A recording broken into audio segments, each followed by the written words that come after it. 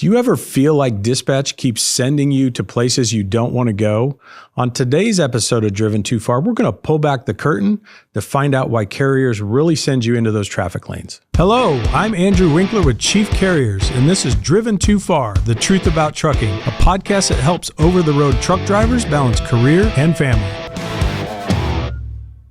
Hey, welcome back to Driven Too Far. I want to start out by telling you trucking is not a travel agency. Have you ever heard that one before, maybe from your dispatch? Well, they're kind of joking. They're really not. There's actually a strategy behind the lanes your carrier takes. I often hear comments and requests from drivers that say something like, hey, why can't we just take more loads out to the west? Or why can't we run over here? Why do we have to go to Chicago or to certain areas of the country that seem congested? Well, there's a strategy behind all that, and I want to explain that to you today. Let's start out with a little analogy first, though. So maybe some of you are fishermen. You like to go fish. I would guess that once you find your spot, you like to go back to that spot because it's a hot spot, right? There's a lot of fish to be caught in there. Well, trucking's not much different than that when you think about it. It wouldn't be much fun to send your trucks to a lake or a spot that had no fish to catch. And that's a lot of times why we don't go to certain areas of the country, because there simply isn't enough freight to go around or to bring you home. But what there is in those congested areas like Chicago, unfortunately, there's a lot of freight. In fact, it's one of the biggest hubs in the country. I know drivers don't always like to go there because of the congestion. It's a lot of headaches. But the reality is there's so much freight there, and with the pay, you're inevitably going to get through Chicago or markets like that at some point. Now, we can avoid New York. I know that's one of the things that we always hear from drivers in the hiring process and stuff. And we say, hey, is there any place you prefer not to go? Obviously, New York City's one of the first ones, and we certainly get that. But if we hear drivers say something like Chicago, then to us, that's more of a red flag. Being a flatbed carrier in the Midwest, we know that's steel country, right? You're going to get through Chicago at some point. And that's not just for flatbeds either. When you think about the amount of freight that moves through that city, those interstate systems, it doesn't matter if it's refrigerated, doesn't matter if it's dry. There's just a ton of industry out there. And the further east you go in the country is where the population is. So it makes sense that all the factories that produce things and the logistics and the warehousing and everything, it's where the population is. So I know sometimes drivers prefer to stay out of the east or east coast. Unfortunately, that's where the freight is as well. I know we've talked about this one before, but we're going to hit it again. And it's the difference between contract freight and spot freight. Contract freight simply is when you have a contract with a customer for repeat business. It could be a food shipper, it could be a Home Depot type place, it could be consumer goods like Procter & Gamble. In the flatbed world for us, maybe it's a certain steel shipper, something like that. But the contract freight is what you're really chasing as a carrier because you know it's going to bring stability, it's repeatable, it's predictable. And for the most part, the rates are typically better and more steady than the spot market. Now, there's always exceptions to that, obviously. And when I say spot market, typically what we think of is brokers, right? So these are the one-off loads. It's not a long-term contract. It's like, here's an agreement to do one load from point A to point B, and then you're done. You don't have to talk to that broker again. So that's a spot rate and a spot market, if you will. The one time that spot market rates can actually be above contract rates is when things start to get really tight with trucks, right? All of a sudden, there's not enough trucks. There's too much freight to move. And what happens is that raises the prices on those spot market areas so they can attract and bring in trucks to keep that freight moving. Most often what you see in contract markets is you think about the big guys get it, right? The big carriers have those contracts. There's a reason they got big, if you will, kind of follow me on that. It's because they dedicated a certain number of their assets to that particular customer or those lanes that allows them to service it over and over again, which allows them to take more lanes and grow and continuously grow the fleet. If you work for a small carrier, maybe with 10 or 20 trucks, you're most likely operating on the spot market more than a contract market. Now, it's certainly possible that your owner has gone out there and got you some kind of contract, a regular haul, if you will, a regular shipper. And that's a great place to start. But everything kind of has a place in the industry. When you think about contract, we want more contract freight than we want spot freight. In a company our size, we run about 75 trucks.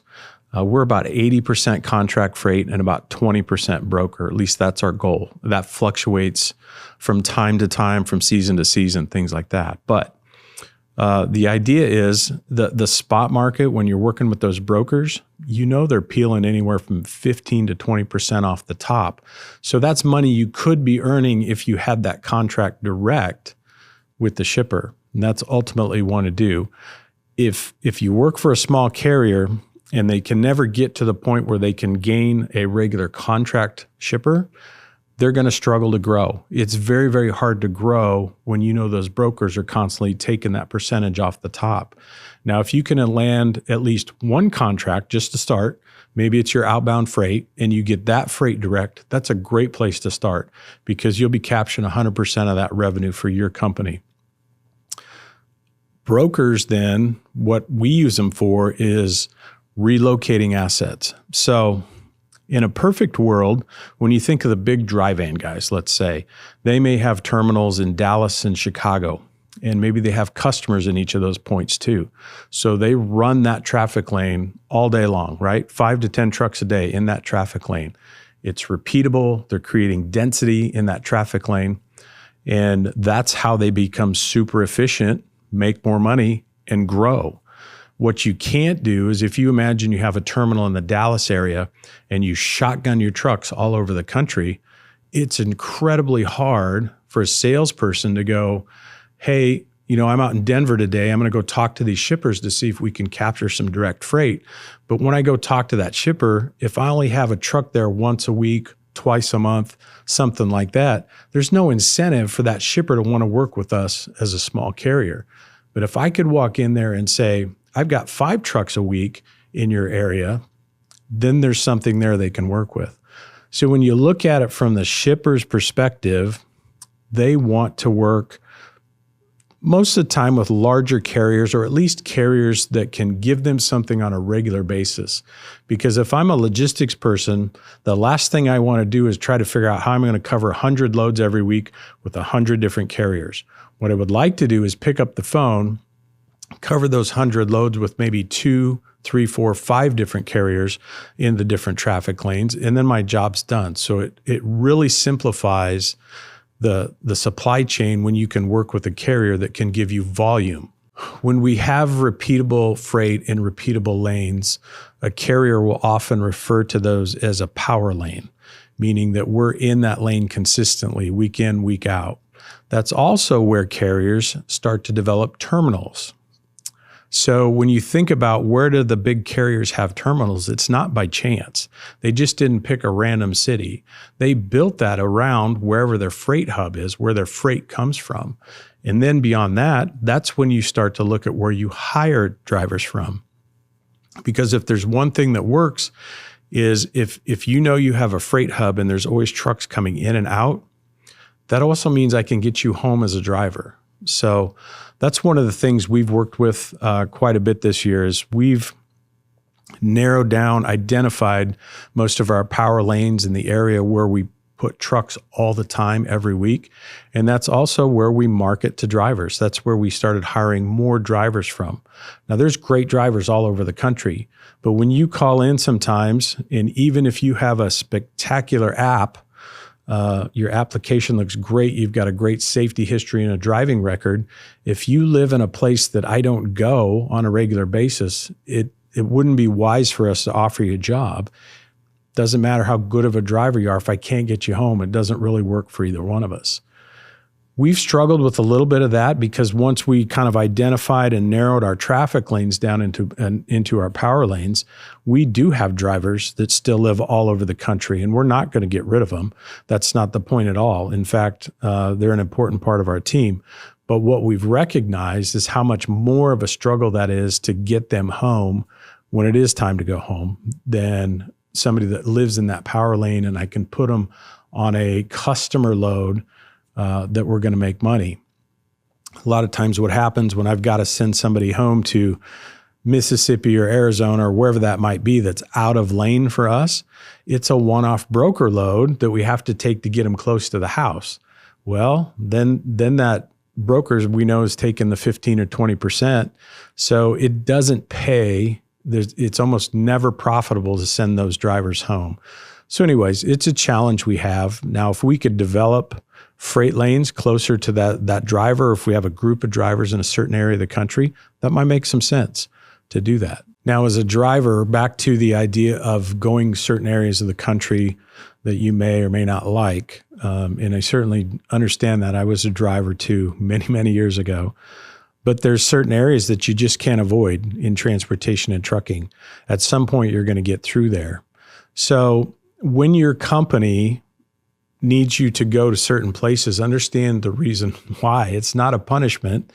It's because they have regular freight in that area and that freight pays well.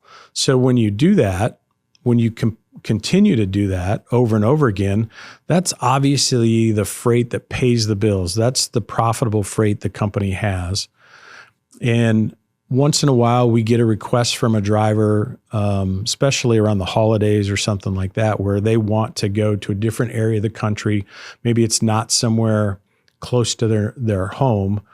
And that's where the remarks come in like, hey, we're not a travel agency. And while, again, we're kind of joking with it, we're kind of not, meaning we might be able to get you to certain places, and I'm sure we could find a load to get you close to that.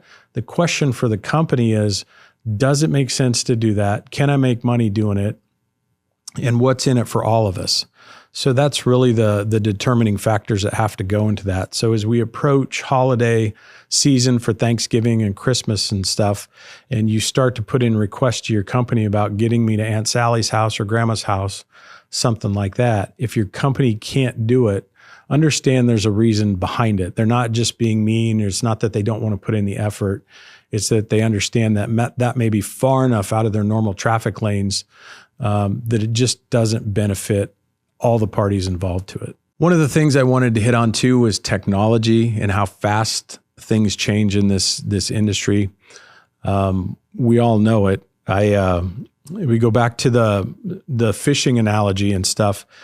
What's interesting is, as you get more and more into fishing, maybe you've invested in a boat or something like that, right? You got a boat because it gets you to better places on the lake to find those fish. And then maybe once you got a boat, maybe you invest in a fish finder, which is technology, because it's going to help you find where the fish really are. Understand that carriers are doing the same things. As technology evolves, they continuously invest in things that are going to make their business more efficient, hopefully give us a better ROI or profitability at the end.